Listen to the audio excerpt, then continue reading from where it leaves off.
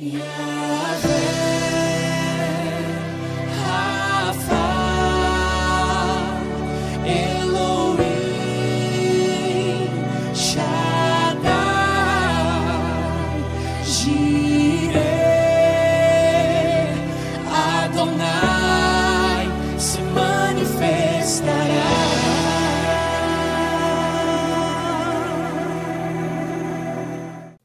dia, meus irmãos, tudo bem com vocês? Tem boa parte da igreja, mas é um privilégio estar aqui mais uma vez participando da nossa segunda conferência, meus irmãos. Que felicidade, que prazer imenso estar aqui para poder, de certa forma, trazer algo do Senhor para essa igreja, trazer uma palavra do Senhor para que Ele possa mesmo tocar os nossos corações. E para que nós não saímos daqui da mesma forma que nós entramos. Uma coisa que o Breno falou aqui que é de suma importância é que quem está pisando aqui chega aqui extremamente ansioso. Mas não é uma ansiedade vã de acordo com o mundo, mas é uma ansiedade e um temor que nos consome a saber que nós precisamos oferecer algo verdadeiro e substancial para essa igreja. Porque de certa forma, meus irmãos, eu tenho certeza que vocês não estariam aqui se nós não estivéssemos verdadeiramente pregando a palavra do Senhor. Mas eu tenho estado verdadeiramente convencido, meus irmãos, de que Deus tem trabalhado no coração dessa igreja. E quando eu estava lendo o louvor ali, adorando ao Senhor, o versículo que veio à minha cabeça foi Romanos 4:17. Como está escrito, por Pai de muitas nações te constituí, perante aquele no qual creu, o Deus que vivifica os mortos e chama, meus irmãos, à existência as coisas que não existem. E quando eu penso nesse versículo, eu lembro exatamente da Teu Reino. Porque Deus chamou à existência aquilo que nem mesmo nós sonhávamos que existiria, né, pastor? Nós não tínhamos noção daquilo que nós estávamos fazendo, mas nós tínhamos uma certeza de que Deus não nos desampararia. E essa tem sido a nossa certeza desde então. Tem sido a nossa certeza desde quando começamos a trabalhar para esse corpo. E desde então o Senhor foi nos acrescentando vidas e mais vidas, né? Chegaram outros irmãos. Glória a Deus pela vida de vocês, meus irmãos. Glória a Deus pela vida de vocês. Nós somos eternamente gratos, porque é graças ao trabalho de vocês que essa igreja permanece de portas abertas. É graças ao serviço de vocês que hoje nós podemos adorar o nosso Deus. Nós podemos entronizar esse Deus que é bendito, que é rico em glória. E que trabalho maravilhoso vocês têm feito. A Lídia, Douglas, Ive, que entraram agora, o Simara, a Adélcio, que trabalho exemplar que vocês têm feito. E a cada um, talvez eu não vou conseguir citar todos, louvor, enfim. Deus tem sido generoso não só comigo, mas também tem sido generoso com essa casa. Ao ponto de trazer irmãos que, em meio aos infortúnios, em meio aos sofrimentos, estão de braços abertos para nos acolher e para transbordar o amor que Deus entregou a eles por nós também.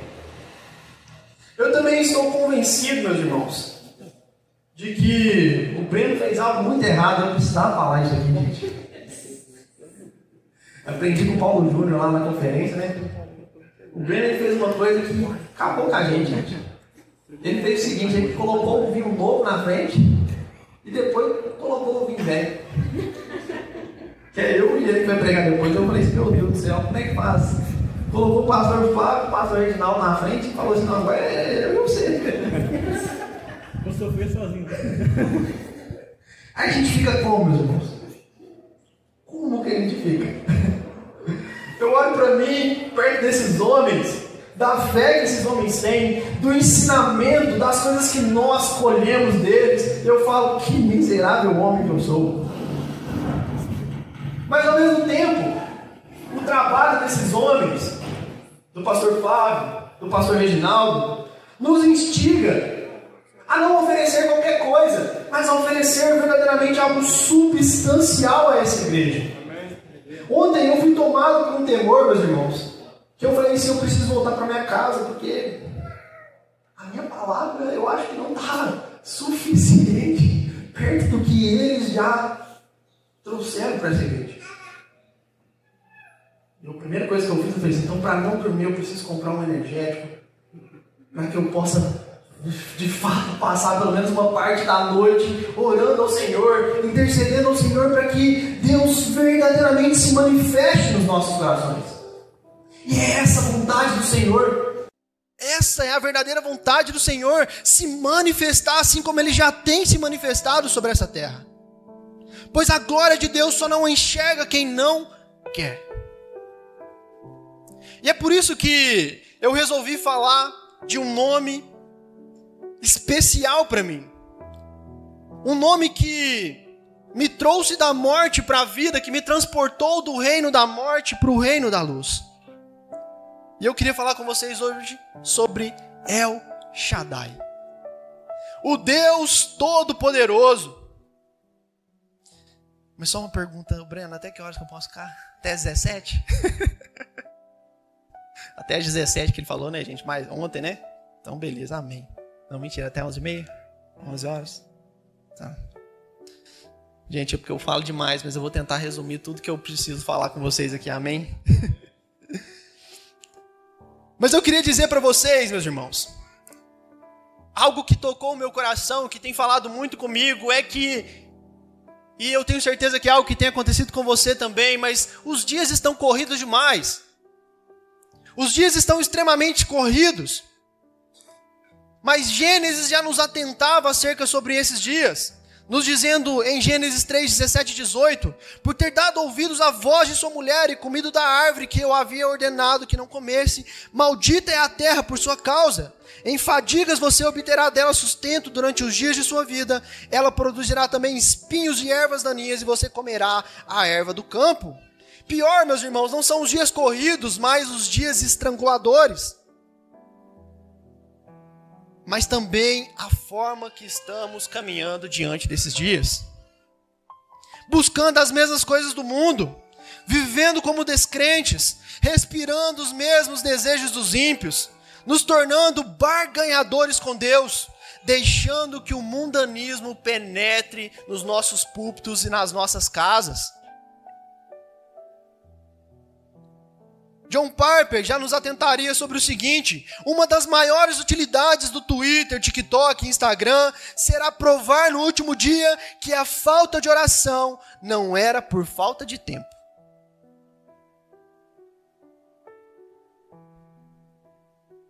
Meus irmãos, o que eu quero refletir ao coração de vocês aqui hoje é que eu amo uma conferência. Todos nós amamos uma conferência. Principalmente quando eu tenho que ir para receber nessa conferência, como a gente foi na Old School. É maravilhoso. Nós exercemos um cuidado diferente, nós exercemos uma boa recepção, cuidamos para que tudo saia de forma impecável, trabalhamos como nunca. Se fizéssemos tal trabalho o ano todo, era possível que Deus convertesse lavras a nós.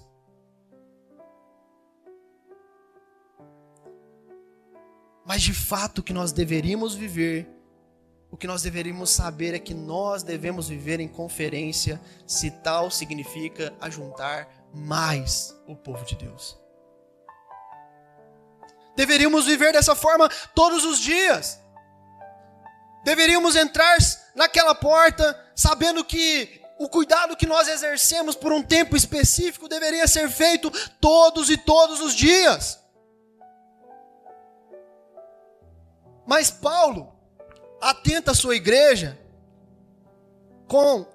na verdade, Osés já atentava o seu povo em Israel com o seguinte versículo: o meu povo está sendo destruído, pois lhe falta conhecimento. Ou será que nós esquecemos do profeta Bolsonaro, meus irmãos? Conhecerão a verdade, e a verdade... Afinal, meus irmãos, seremos libertos do quê? Que conhecimento é esse que precisamos alcançar? Mas o conhecimento é a saber que o nosso Deus Todo-Poderoso, que nutre a nossa esperança para que não sejamos levados por qualquer vento de doutrina. Mas se temos uma esperança rala, meus irmãos, que escorre pelas nossas mãos, então quando caminharmos por esse mundo, seremos levados por qualquer caminho. E é engraçado que Satanás utiliza das mesmas mentiras sujas, persuadindo o nosso coração, a fim de que nós acreditemos nesse mundo presente. É tudo como no Éden, meus irmãos. É tudo como no Éden, nada mudou, nada está diferente. É sempre uma mentira que parece palatável, parece algo gostoso de se mastigar, mas por final das contas, nos mata, nos destrói. Satanás sempre usará de algum fruto dessa terra para causar desgraça e ruína na vida do homem. E então, persuadidos por essa mentira, trocamos a doce verdade pela suave mentira. Eu queria contar a história para vocês do livro Peregrino. Quem já leu esse livro aqui? De John Bunyan. Quem já leu esse livro vai conhecer o personagem Cristão. Cristão estava caminhando e tudo estava indo bem junto com seu amigo Esperançoso. Mas em um determinado momento ele decide pegar um atalho, um caminho mais rápido. Porém, Cristão percebe que as coisas começam a ficar muito piores. E tudo começa a se tornar uma desgraça na vida daquele homem. Eles foram, no final das contas, eles tentaram retornar ao caminho reto, mas sem sucesso. E ao se deitarem para dormir, foram capturados durante a noite por um gigante que se chamava Desespero. E eles foram trancafiados, meus irmãos, num castelo que se chama o Castelo da Dúvida, sofrendo castigos diariamente na mão do gigante Desespero. Depois de muito tempo sofrendo, eles são levados a uma sala repleta de ossos e o gigante diz a eles que eles precisavam desistir, pois aquele era o fim dos que eram presos no Castelo da Dúvida. Cristão então quase perde as esperanças, meus irmãos, por ser assolado por tamanho desespero. Mas felizmente, Cristão não estava sozinho. Ele estava acompanhado de seu amigo que se chamava Esperançoso. E após ser relembrado por Esperançoso que ele deveria confiar em Deus, então Cristão, após recobrar a sua fé e a esperança, se lembra que em um de seus bolsos havia uma chave da promessa que abria qualquer porta daquele castelo. Por fim, Cristão e Esperançoso se libertam do Castelo da Dúvida e do gigante Desespero. E aqui, meus irmãos, eu consigo começar agora o que eu preciso falar com vocês acerca da minha pregação de Jó. Com certeza, meus irmãos, eu precisaria trazer esse personagem emblemático para nos mostrar verdadeiramente o poder do nosso Deus. O nosso El Shaddai, o Deus Todo-Poderoso. Para quem não sabe, meus irmãos, El é o nome genérico que eles davam para qualquer Deus. Shaddai é um sufixo que dá especificidade para o nome genérico. No caso de Shaddai, nós temos Todo-Poderoso. Ou também temos uma segunda possibilidade, que é o Deus da montanha. E El Shaddai, meus irmãos, é pregado 48 vezes no Antigo Testamento, mas na maioria das vezes ele aparece em Jó, sendo pregado 31 vezes. Mas também o sufixo aparece em Gênesis 17:1, em Gênesis 28:3 para Isaac, em Gênesis 35:11 para Jacó. E o contexto da maioria dessas referências é sempre relembrando sobre a aliança do nosso Deus. A aliança que o Deus poderoso faz com o seu povo. Vamos abrir a nossa Bíblia, meus irmãos, em Jó, capítulo 1, do versículo 1 ao 5.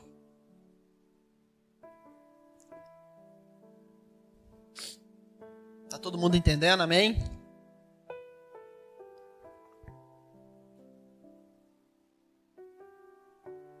Você está confiante, meu irmão, que Deus tem algo novo para fazer sobre essa conferência nos nossos corações? Você está com o coração transbordante, regozijante, a saber que o nosso Deus está trabalhando hoje em nós? Deus é maravilhoso, meus irmãos. Mas antes da gente ler o texto base, enfim, eu vou orar para a gente começar a nossa palavra. Feche os seus olhos. Senhor meu Deus e Pai amado e todo-poderoso, digno de toda honra e de todo louvor, Deus. Nós oramos ao Senhor aqui agora, pedindo ao Senhor que tenha misericórdia do teu povo. Consola-nos, Senhor Deus, com a tua palavra. Enche-nos, Senhor Deus, da tua misericórdia, da tua piedade. Mostra-nos, Senhor Deus, aquilo que o Senhor deseja falar ao nosso coração com essa palavra.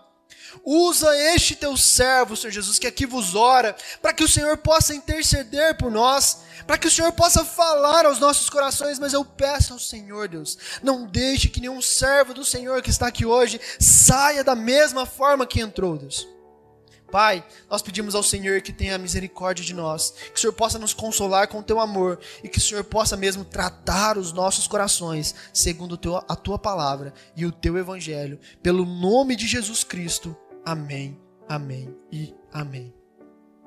Meus irmãos, eu estou vendo que o tempo está muito contra mim, então eu vou tentar ser o mais rápido possível. Vamos abrir o texto de Jó, 1 Jó, do versículo 1 ao 5. Havia um homem na terra de Uz, cujo nome era Jó. Este homem era íntegro e reto, temia a Deus e se desviava do mal. Nasceram-lhe 7 filhos e 3 filhas. Tinha 7.000 ovelhas, 3.000 camelos, 500 juntas de bois e 500 jumentas. Também tinha muitíssima gente a seu serviço, de maneira que este homem era o maior de todos os do Oriente. Os filhos dele iam às casas uns dos outros e faziam banquetes, cada um por sua vez, e mandavam convidar as suas 3 irmãs a comerem e beberem com eles. Quando se encerrava um ciclo de banquetes, Jó chamava os seus filhos e os santificava. Levantava-se de madrugada e oferecia holocausto, segundo o número de todos eles. Pois Jó pensava assim: talvez os meus filhos tenham pecado e blasfemado contra Deus em seu coração. Jó fazia isso continuamente. Meus irmãos, eis aqui a história de um homem cuja sua mensagem é um escândalo. Um escândalo, meus irmãos. Porque como pode Deus fazer um homem justo e reto sofrer sobre essa terra? Eu não sei se você parou para raciocinar, mas é uma coisa que foge da nossa mente. Porque até então, se você está sentado aqui hoje, e se você está nessa igreja, é porque você deseja que Deus faça algo no seu coração. Ao ponto de prosperar a sua vida, ao ponto de trazer benefícios à sua vida. Mas o que nós temos aqui é o contrário. Nós temos diante de nós um homem reto e íntegro, torturado na mão de Deus.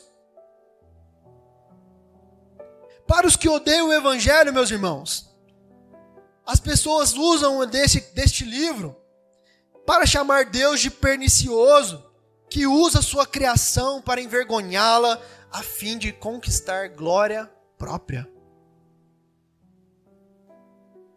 Temos aqui, meus irmãos, um livro que de fato envergonha a nossa razão de entender quais são os planos de Deus para a nossa vida.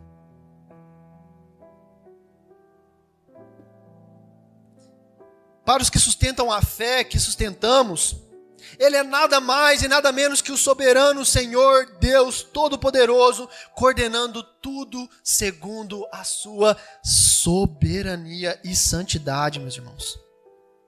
Mas deste texto nós podemos tirar 4 aplicações.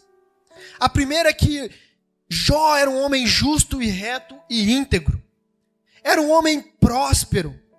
A terceira é que tinha uma família íntegra. E a quarta, Jó era preocupado com a vida da fé de sua família.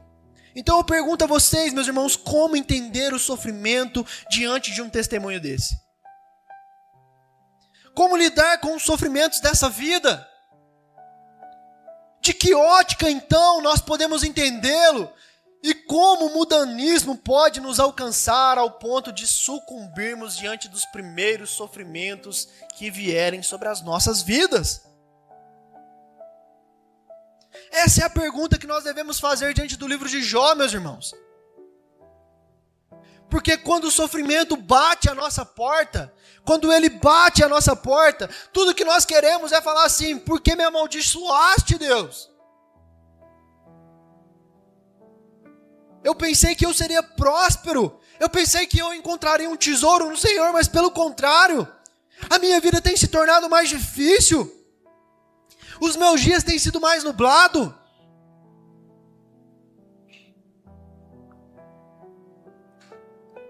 Meus irmãos, nós precisamos nos atentar para algumas coisas que se seguem no próximo versículo.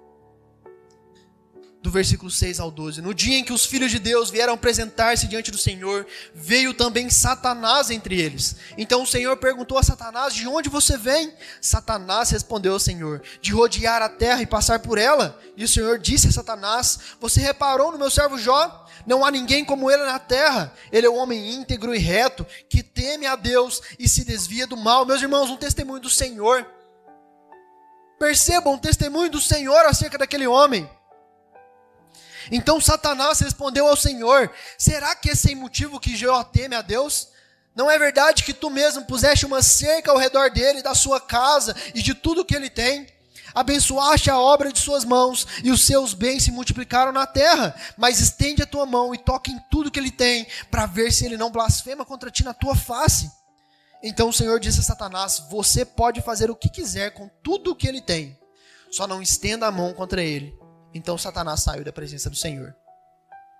Meus irmãos, a verdade que nós temos que entender aqui é que Satanás ainda precisa se apresentar diante do Senhor.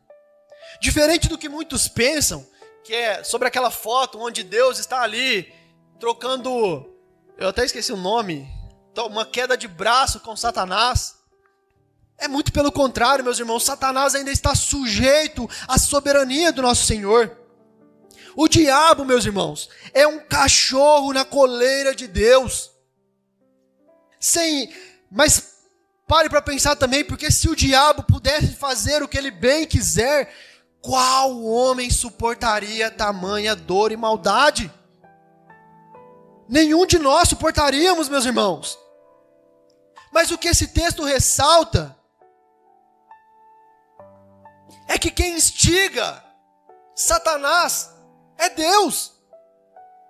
Deus é quem instiga Satanás acerca de seu servo. Nós temos a péssima ideia, meus irmãos, de acharmos que Deus não pode nos corrigir. De acharmos que Deus não pode lançar o mal sobre nós. De acharmos que não podemos ser abandonados, ou que não podemos ser alvos de tragédias inesperadas. De que nada pode fugir dos planos das nossas mãos. Verdade ou não, meus irmãos?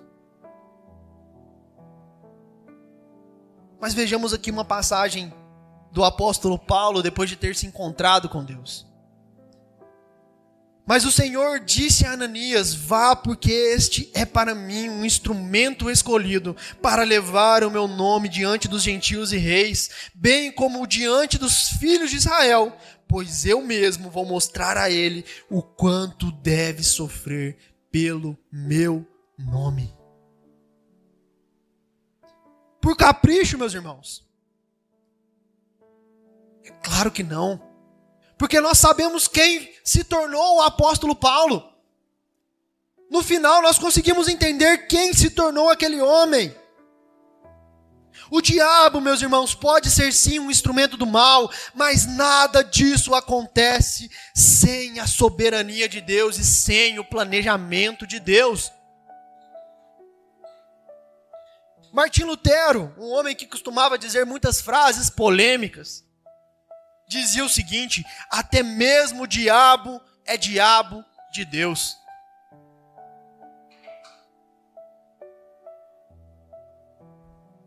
E meus irmãos, o que Deus faz é para que, através desse cachorro na coleira, por final, Deus seja glorificado em nós e através de nós.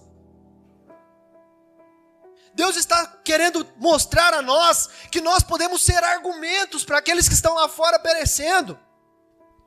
Que existe um Deus que, apesar do sofrimento, que apesar da dor, que apesar da indiferença, do abandono, enfim, Deus está cuidando do seu povo. O nosso conforto, meus irmãos, ou o nosso bem-estar é pouco perto dos planos que o Senhor tem para cada um de nós. Deus nos tira coisas importantes, meus irmãos, para nos dar mais de si mesmo. Ele não vai nos dar nada, mas Ele não vai nos dar nada a não ser a tua própria presença, ou a comunhão com Ele mesmo. E eu já adianto a você, Ele é muito melhor do que tudo que nós podemos conquistar, ou querer, ou almejar um dia. Muito melhor. Ele é suficiente, meus irmãos. Ele sacrifica a nossa vida financeira, Ele sacrifica a nossa vida saudável, nossa sanidade, sacrifica nossas mordomias. E aqui nós temos, meus irmãos, de fato, aquilo que Paulo queria trazer em sua essência, quando nos alertava sobre o versículo em Filipenses 3:8. Na verdade, considero tudo como perda por causa da sublimidade do conhecimento de Cristo Jesus, meu Senhor. Por causa dele perdi todas as coisas e as considero como lixo para conquistar tão somente Cristo. De que importa, meus irmãos? Contanto que eu não mais o conheça de ouvir falar, mas o conheça de vê-lo, de saber quem é o meu Deus. Em Gálatas 2:20, logo já não sou eu quem vive, mas Cristo é quem vive em mim. E esse viver que agora tenho na carne, vivo pela fé no Filho de Deus que me amou e se entregou por mim e por você, meu irmão. Ah, Jesus, Tu és santo, Pai. Meus irmãos, Deus sacrifica coisas da nossa vida para que valorizemos coisas que nós precisamos muito mais do que aquilo que fomos ensinados a querer. Ele sacrifica na nossa vida algo que nós valorizamos com o nosso coração terreno, porque fomos ensinados dessa forma. E então Ele nos ensina a amar e desejar aquilo que é substancial, meus irmãos. Esperança. Esperança. É Deus que toma a iniciativa, meus irmãos, de tratar Jó, e Deus, por vezes, tomará a iniciativa de tratar as nossas vidas. Por fim, Deus o abençoa, depois de ter passado por tamanhos sofrimentos, ao ponto que Jó já não mais conhecia Deus de ouvir falar, mas conhecia Deus de vê-lo plenamente, meus irmãos. Isso é maravilhoso, meus irmãos. Isso é maravilhoso. Porque verdadeiramente nós conseguimos entender que nós já não estamos mais enraizados na areia, mas estamos enraizados na rocha segura, onde vendaval, tempestade nenhuma pode nos derrubar, onde nada pode nos tirar do lugar. E aqui estamos nós, meus irmãos, argumentos do Senhor para essa terra. Qual argumento você tem sido, meu irmão? Qual argumento você tem sido? Peregrinos em uma terra estranha. É até engraçado, porque um ano atrás nós estávamos falando sobre a conferência Céu à Vista, sobre sermos peregrinos sobre essa terra. Peregrinos em uma terra estranha, que ao invés de se prestarem ao serviço de concluir o propósito de Deus e depois descansarem na eternidade, preferem ajuntar bens materiais nessa terra com a desculpa da falsa segurança de que o dinheiro me trará felicidade. Não ter filhos deixa a nossa vida mais cômoda. A medicina é a nossa rocha segura. Uma casa maior e melhor é o que nos trará felicidade. Se eu tão somente deixar de ir ao culto domingo para trabalhar, então verdadeiramente na minha casa terá mais dinheiro e eu serei mais abundante.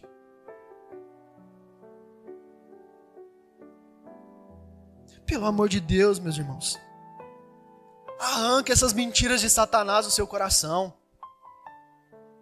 Porque quando você obtiver a casa maior, você vai entender que aquele lar que era pequeno, era onde você conseguia conversar com a sua esposa. Era onde você conseguia conversar com os seus filhos. Mas a sua casa cresceu e agora você fica no seu cômodo e nem mesmo se importa com o que está acontecendo nessa casa. Quando você conquista um carro, você olha para aquele carro e passa uma semana e você fala: eu preciso de um carro melhor. Eu preciso de uma moto melhor. Eu preciso de uma roupa melhor. E meus irmãos, vocês já sabem que tudo que nós conquistamos, nada nos supre. Nada verdadeiramente pode preencher o nosso coração.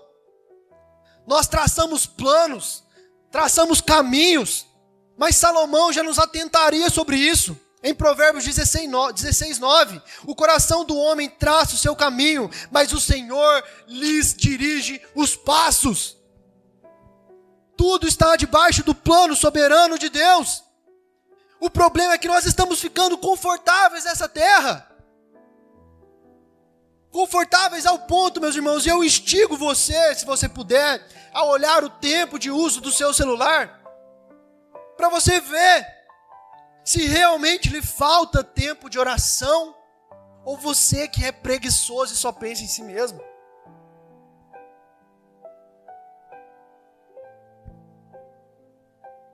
Percebam, meus irmãos, que Satanás informa a Deus que o mesmo protege Jó, e por isso ele não blasfemava. E eu pergunto a você, meu irmão, você está preparado para perder o seu emprego hoje? Você está preparado para perder a pessoa que mais ama? Perder os seus recursos financeiros e ainda a sua integridade física e ter a seguinte consciência: temos recebido de Deus o bem, por que não receberíamos também o mal? Em tudo isto Jó não pecou com seus lábios. É essa que é a consciência que está no seu coração e na sua mente. A saber que Deus tirou, Deus me deu, e louvado seja o nome de Deus. É maravilhoso, meus irmãos, quando nós temos perto irmãos com uma fé e uma esperança robusta, ao ponto de encontrar na morte e no infortúnio louvor e graça ao Senhor. E recentemente, meus irmãos, nós perdemos uma irmã recém-convertida em Cristo. E em seu velório, o pastor, que era parente daquela mulher, conseguiu, meus irmãos, para quem esteve lá, espremer da tristeza nos nossos corações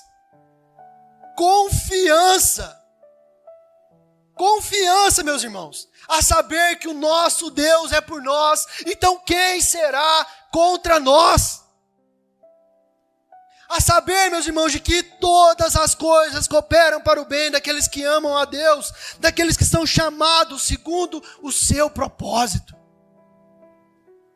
E também de que o nosso Deus está no céu e faz tudo o que lhe agrada. Certa vez, meus irmãos, um homem chegou ao velório de uma família cristã que havia perdido seus filhos em um incêndio e disse: meus sentimentos pela perda dos seus filhos. O homem então respondeu: muito obrigado, mas eu não perdi os meus filhos. Nós perdemos alguém quando não sabemos onde ele está. Eu sei onde meus filhos estão e sei com quem os meus filhos estão. Eles adormecem em seus túmulos até a volta do meu Senhor, e então no céu com Cristo Jesus eles estão com Deus que reina para todo sempre. Amém, amém e amém. você só perde aquilo que você não sabe onde está, meu irmão.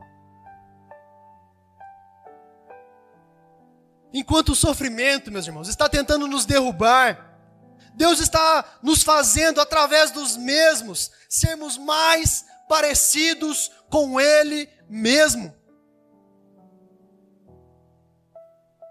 É esse sofrimento que você tem tido, é essa angústia, essa lágrima que você solta na sua cama diariamente, é que tem feito você cada vez mais entender que nós somos dependentes da graça de Deus. Tiago já nos alertava em Tiago 1,3, sabendo que a provação da fé que vocês têm produz perseverança. Perceba que Paulo também vai nos salientar, meus irmãos. Não sobreveio a vocês nenhuma tentação que não fosse humana, mas Deus é fiel e não permitirá que vocês sejam tentados além do que vocês sejam tentados, além do que podem suportar. Pelo contrário, juntamente com a tentação, proverá livramento para que vocês a possam suportar.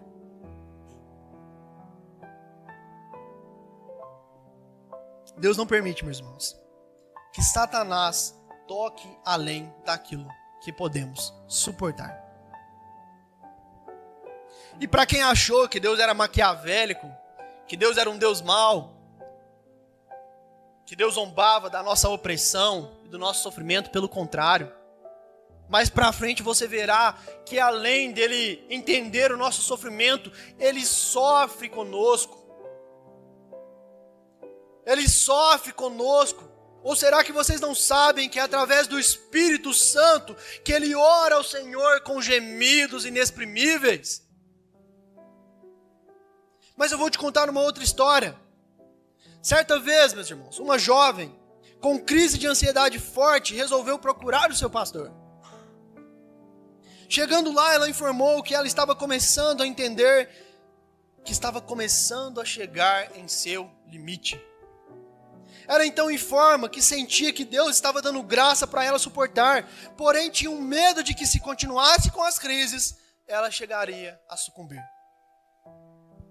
Então aquele homem sabiamente disse: entenda, filha, a pessoa que vai passar por crises piores e talvez mais longas, não será você. E a menina ficou sem entender nada. Você tem a graça para ultrapassar as crises de hoje. Mas quem vai passar será uma pessoa que Deus dará ainda mais graça, para que ela possa ultrapassar toda crise e toda ansiedade que que vem sobre os nossos corações.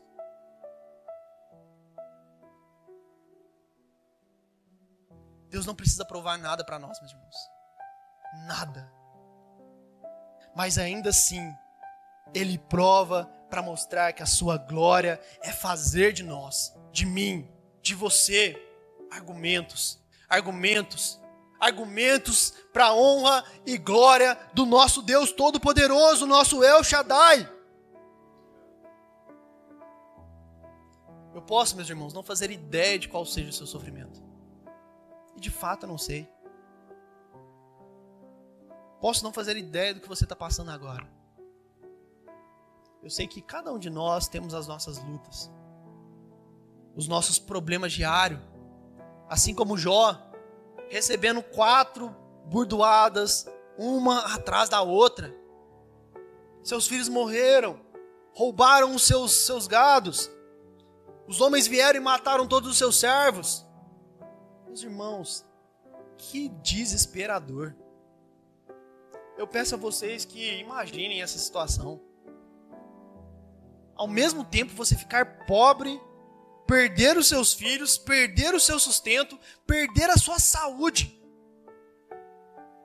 E ainda ter a sua mulher pedindo para que você morra e seja amaldiçoado, e amaldiçoe o seu Deus. Ninguém precisa de inimigo depois disso não, meus irmãos.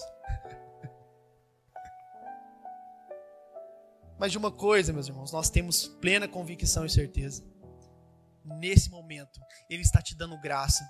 Ele está te dando graça, meus irmãos. Ele está te dando graça para que você possa suportar e ultrapassar toda e qualquer dificuldade. Você crê nisso? Miserável seremos nós, meus irmãos, de perder essa esperança depois de concluirmos tudo o que ouvimos até aqui.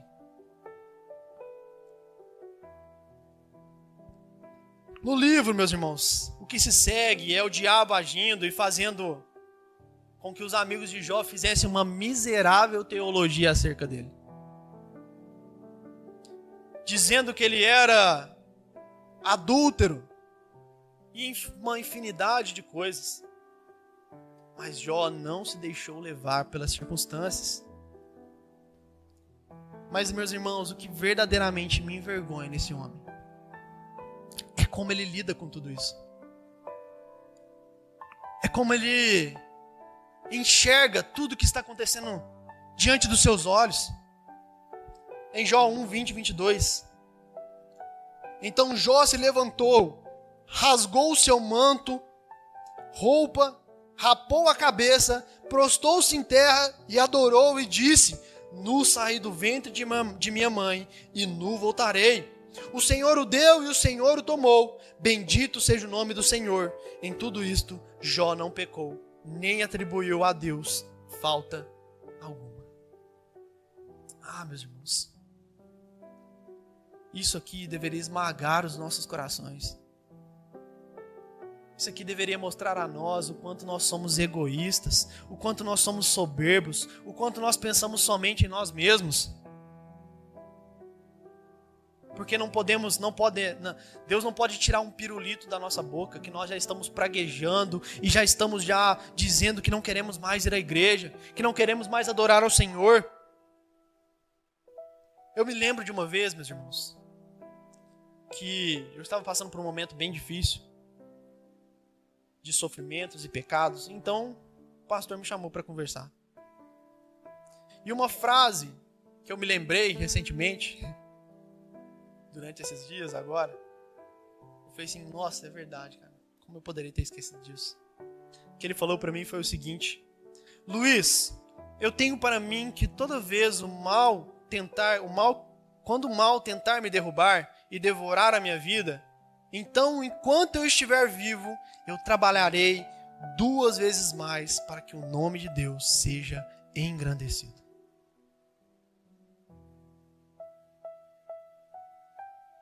Fé é isso, meus irmãos. Fé é isso. É a certeza daquilo que não podemos ver. É orar ao Senhor e não sentir um arrepio. Não sentir que talvez Deus esteja ali junto com você. É ver talvez, meus irmãos, a sua vida escorrendo pelas suas mãos, mas saber que Deus está no controle de todas as coisas e que Satanás é um cachorro na coleira de Deus. Para quem me conhece, vocês sabem que eu sou um fã de jogo de tabuleiro. O Alifer detesta. Não, lá vem eu sei que esses joguinhos.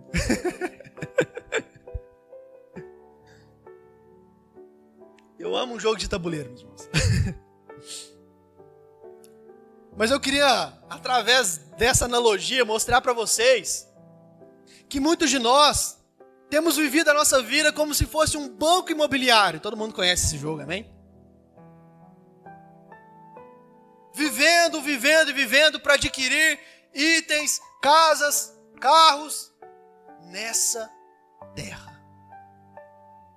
O que poucos sabem é que quando o jogo se encerra, aquele dinheiro que você tinha não vale de nada, meus irmãos.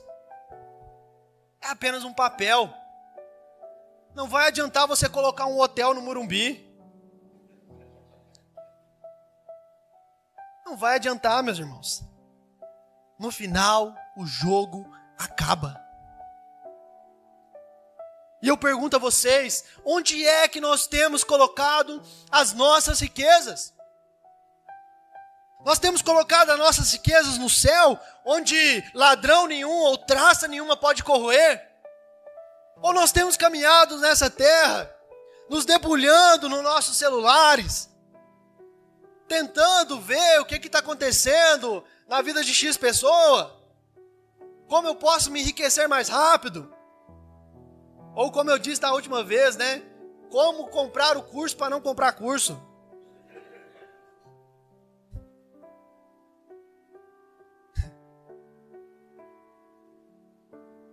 Eu tenho certeza, meu irmão, que você já foi enganado por algum curso também.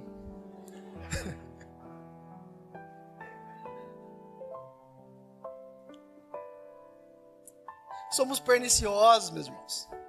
Os nossos corações querem mais. Não estão satisfeitos com aquilo que já tem. Não rendemos glória ao nosso Deus por aquilo que nós já temos e já conquistamos. Pois se você voltar os seus olhos para quem você era alguns anos atrás, você perceberá que Deus trabalhou em você. E tem trabalhado em nós. E Ele continuará até terminar a sua boa obra. Nós precisamos olhar, meus irmãos, para fora dessa terra. Nós precisamos olhar para o céu. O sofrimento e a dor é para nos lembrar que o nosso destino final não é aqui. Não é aqui.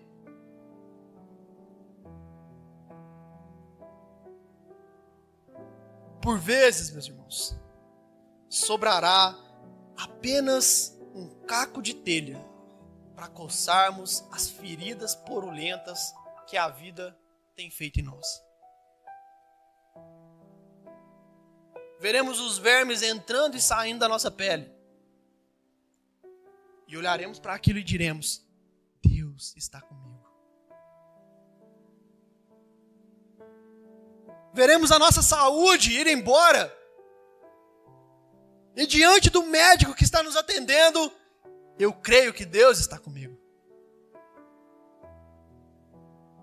Nós veremos talvez a ruína da nossa vida financeira.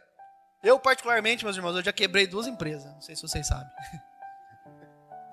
Uma vez eu fiz uma empresa de camiseta. Gente, acho que se vender uma camiseta foi muito. Camiseta de marca. Ainda bem que Deus não deixou continuar, porque as marcas eram do Paraguai. Quebrei a empresa, gente.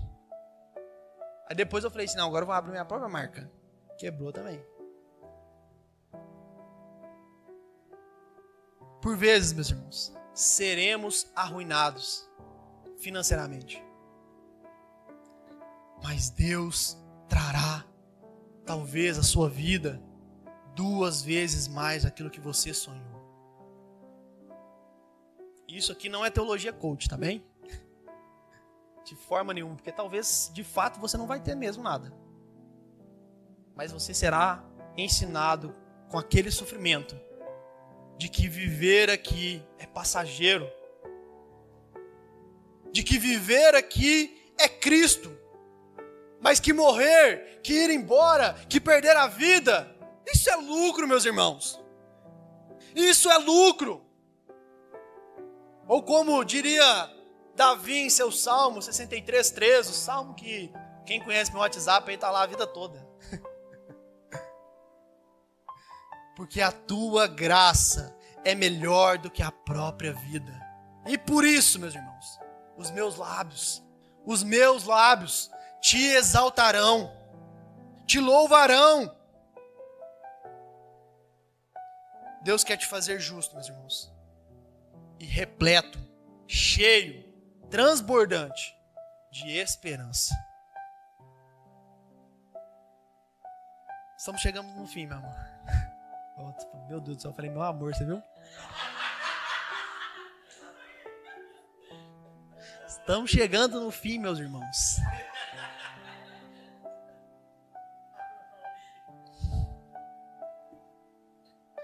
Quando vocês casarem, vocês vão entender o que eu estou passando.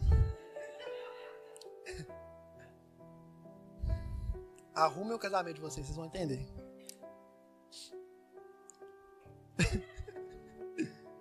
Meus irmãos, percebam uma coisa. Que agora eu quero que vocês entendam. E coloquem isso no coração de vocês. Vocês podem esquecer tudo que eu disse para trás. Mas se vocês lembrarem tão somente do que eu vou falar daqui para frente, eu vou ficar extremamente satisfeito. Prestem atenção, meus irmãos. Deus, o Todo-Poderoso, colocou o seu próprio filho em sofrimento. Então eu pergunto a você, quem é você na fila do pão, meu irmão? Quem somos nós, meus irmãos, para dizer a Deus, o barro, dizendo ao olheiro, o pó, dizendo ao Criador que respira, o que ele deve fazer, o que é justo, o que é reto? Quem somos nós, meus irmãos? Nós não adoramos Superman, um herói que é forte, derrota seus inimigos ali e no final está vivo. Nós adoramos, meus irmãos, alguém que resolveu morrer com cravos nas mãos. Alguém que recebeu em si uma coroa de espinhos. Alguém que foi torturado, que foi assassinado. Eu vou ser mais enfático para você entender, meus irmãos. Leiamos em Isaías 53, do versículo 10 ao 11. Todavia ao Senhor agradou esmagá-lo, fazendo sofrer. Quando ele der a sua alma como oferta pelo pecado, verá a sua posteridade e prolongará os seus dias, e a vontade do Senhor prosperará nas suas mãos. Ele verá o fruto do trabalho da sua alma e ficará satisfeito. O meu servo justo, com o seu conhecimento, justificará muitos, porque as iniquidades deles levará sobre si. Esse é o herói, meus irmãos. Esse é o herói que eu vos apresento. Talvez muitos de nós poderíamos morrer por um homem bom. Agora, um homem morrer por todos os homens maus? Se não há graça nisso, há graça no quê, meus irmãos? De certa forma, meus irmãos, talvez essa palavra pode estar entristecendo o seu coração. Pode estar mostrando a você verdadeiramente a nossa perversidade. Ou o que nós precisamos mudar, ou quem nós precisamos ser diante de Deus. Mas era exatamente isso que eu queria fazer. É mostrar a você, é mostrar a mim, quando eu entendi essa palavra, de que eu sou um miserável homem. De que eu careço da graça e da misericórdia de Deus, porque o que seria de mim? O que seria de mim se eu acordar amanhã, as misericórdias de Deus não se renovassem sobre as minhas vidas? Sobre a minha vida? E eu pergunto a você, meus irmãos, como nós podemos ousar achar que seremos poupados nessa vida passageira, se nem mesmo aquele que nós adoramos, aquele que nós entronizamos, foi poupado de dor? Mas pelo contrário, como uma ovelha muda, o Todo-Poderoso, o El Shaddai, entrega a sua vida. E quando eu digo entrega, entrega por livre, espontânea vontade.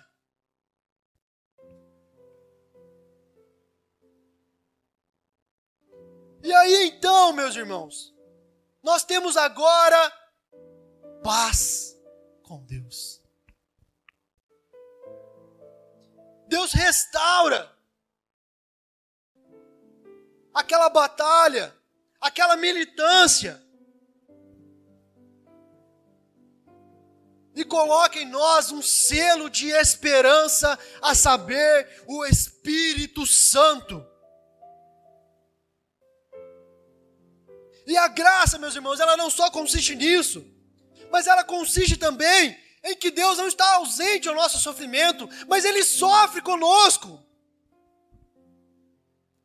O Deus Todo-Poderoso, que não precisava passar por nada disso, entende que é necessário vir a essa terra, entender dos nossos sofrimentos, mas sem pecado nenhum.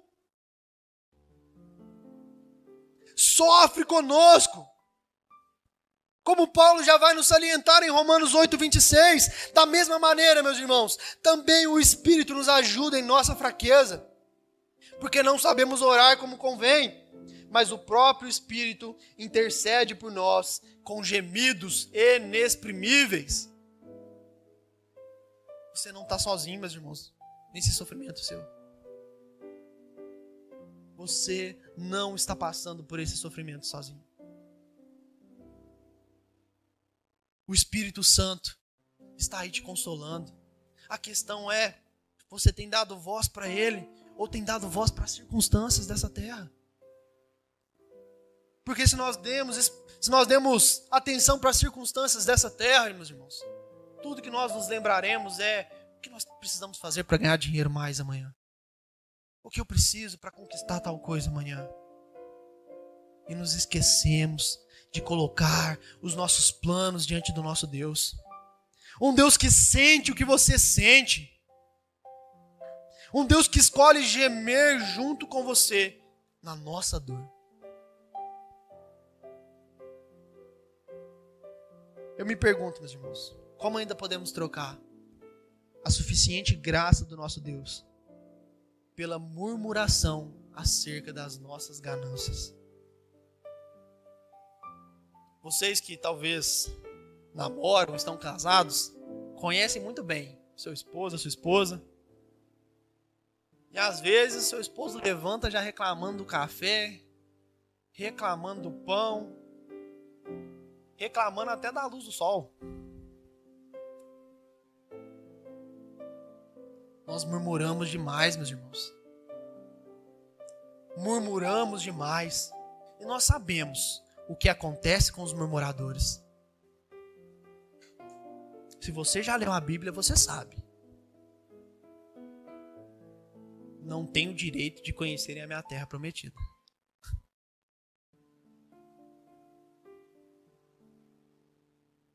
Queria pedir pro louvor subir. Se tiver louvor, não sei se vai ter. Vai? Amém. Tô dentro do tempo? É até 11h30 ou até 11 horas? Ixi, meu Deus, passa então, perdão, gente. Vou atrapalhar seu almoço, hein? Ora por mim, meus irmãos. Vai me amaldiçoar porque eu atrapalhei seu almoço, não.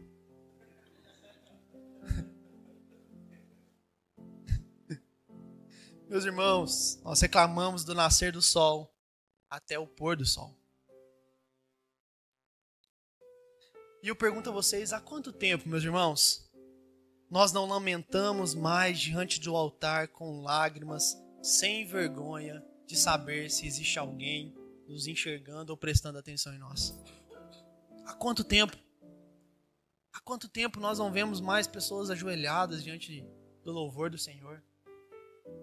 Diante da esplendorosa graça de Deus? Há quanto tempo nós não somos mais como a parábola do publicano?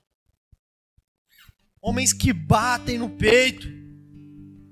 Homens que batem em seu peito e dizem: ó Deus, tem misericórdia desse homem pecador.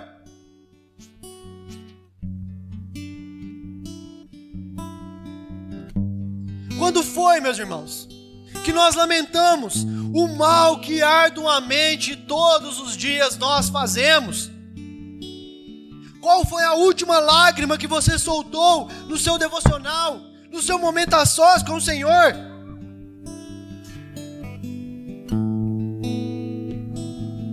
Meus irmãos, Jó não tinha o livro de Jó. Ele não sabia o que seria da vida dele. Ele não sabia o que ia acontecer. Ele não sabia o que seria do seu futuro. Ele sabia que ele havia perdido tudo, que ele estava com vermes andando pelo seu corpo, feridas purulentas, ignorado por sua esposa,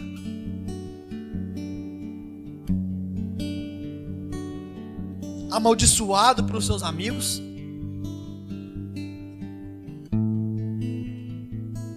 E eu digo a você, meus irmãos,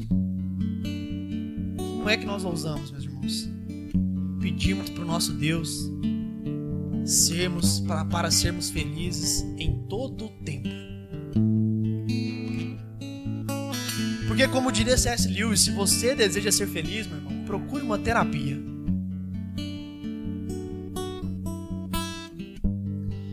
Ou melhor, compre um livro de autoajuda. Aí você vai ser feliz, meu. Porque o que aquele livro vai exaltar, meu irmão, o seu pecado, quanto aquele livro vai exaltar a sua carne, meus irmãos, vai ser saboroso demais. Mas no final, é bem provável que ao chegar diante de Deus, Deus olhará para você e falar assim: quem é você? Eu não conheço você. Mas Deus, eu fiz isso em seu nome? Eu li o livro de autoajuda no seu nome? Apartai-vos de mim, porque eu nem o conheço.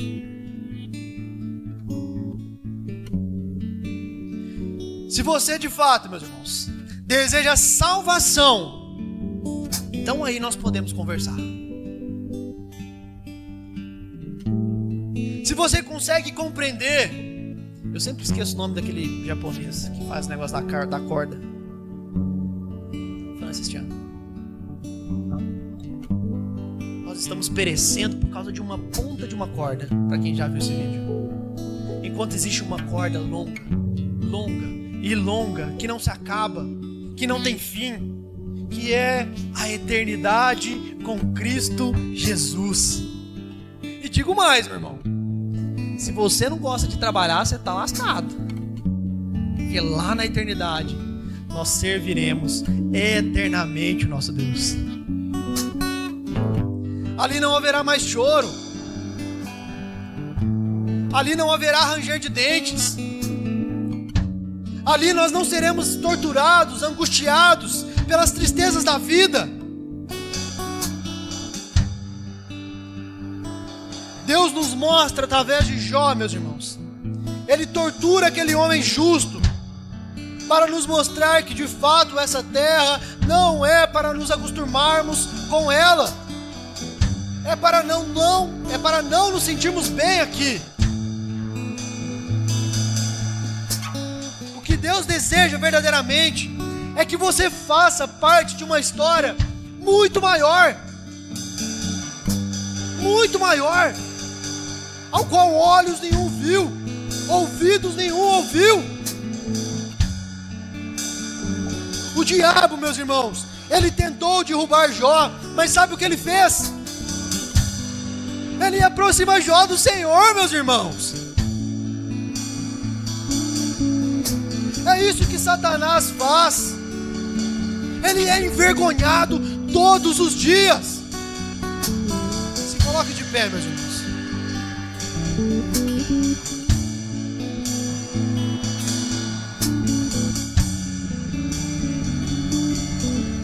El Shaddai, meus irmãos, nosso Deus Todo-Poderoso, o Deus que se compadece de nós, o Deus que trata o mal como um cachorro que precisa vir para se alimentar e dizer o que fez e para onde foi.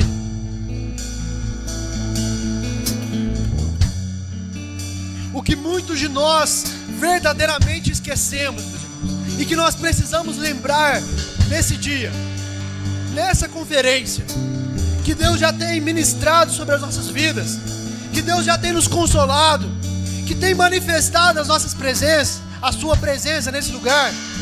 O que nós precisamos entender, meus irmãos, é aquilo que Jesus já outra hora nos havia dito em Mateus 16, 24, 25. Coisa essa, meus irmãos, que nós fazemos questão de esquecer todos os dias. Então Jesus disse aos seus discípulos: se alguém quer vir após mim, negue-se a si mesmo, tome a sua cruz e siga-me. Pois quem quiser salvar a sua vida, a perderá. E quem perder a vida por minha causa, esse a achará, meus irmãos. Louvado seja o nome do nosso Deus. Feche seus olhos, para a gente encerrar.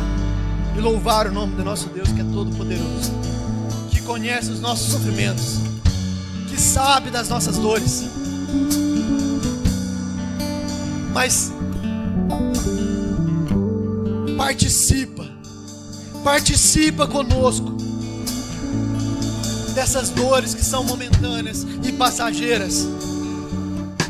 Senhor meu Deus, nós oramos ao Senhor, nós pedimos verdadeiramente ao Senhor, consola-nos, Senhor Deus, manifesta a Tua presença hoje aqui, que os nossos corações possam sair arrependidos, Senhor, porque não temos carregado a nossa cruz, temos preferido, Senhor Jesus, carregar os bens materiais dessa terra, ou talvez sermos como cristão, que se esqueceu da esperança e da fé no Senhor. Mas pedimos a Ti, Deus, tão somente tenha misericórdia do Teu povo e da Tua igreja, porque se verdadeiramente se manifestar aqui, nada poderá barrar os Seus planos e os Teus propósitos, Senhor. Tu nos preparaste, de antemão o Senhor já sabia e contou os nossos dias. Por isso, Deus, sê propício a nós. Cuida dos jovens dessa igreja, cuida dos homens dessa igreja, cuida das mulheres dessa igreja. Nos faz mais parecidos com o Senhor, nos faz nos deleitar na Tua palavra, que nós não sejamos mais ignorantes, mas que conheçamos a Tua palavra, para que ela possa revelar a nós a Tua tão somente gloriosa verdade. Nós nos arrependemos, nos colocamos diante da Tua presença. Sê Tu o nosso Deus todo-poderoso, e nós seremos os Teus servos até o final das nossas vidas. Diremos como Paulo, Pai, essa igreja dirá como Paulo: combatemos o bom combate, guardamos a fé, porque o que nos espera e o que nós desejamos é tão somente esbanjar, falar, gritar, levar as Tuas boas novas para todos sempre, até os confins da terra. Amém.